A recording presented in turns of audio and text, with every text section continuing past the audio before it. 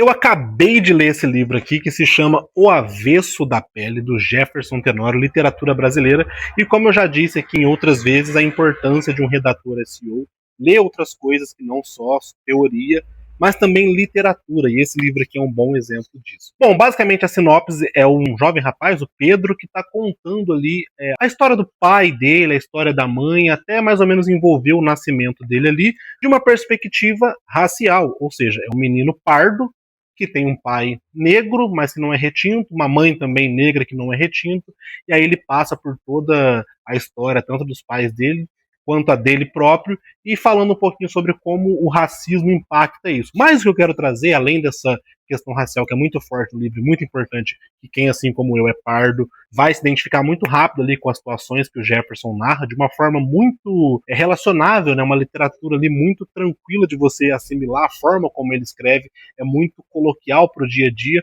mas ao mesmo tempo é profunda, porque ele consegue descrever situações ali que quem sentiu na pele vai se identificar na hora, mas quem também já passou ou conviveu com pessoas, ou conviveu com essas situações, mesmo sendo uma pessoa branca, também vai conseguir se identificar muito fácil, e aí que está o pulo do gato dessa leitura, né? Usar essa linguagem muito mais próxima, que aproxima, e fazendo com que a gente consiga se enxergar naquelas situações, ou enxergar ali o personagem que está sendo contado presente nessas situações. E o que mais me chama a atenção é a forma como ele desenha essa história, né? Como eu disse, quem está contando essa história é o Pedro, que seria o filho do Henrique. Mas logo no início, a gente parece estar acompanhando a história da perspectiva do Henrique, que é o pai. Então isso vai se modificando ao longo do livro e você meio que vai percebendo ali como que isso é feito. Então ele volta e conta a história da infância do pai, depois ele volta, conta a história da infância da mãe, aí ele traz um pouco do que ele está vivendo ali e como isso se relaciona, meio que uma coisa também de como a história não muda, né?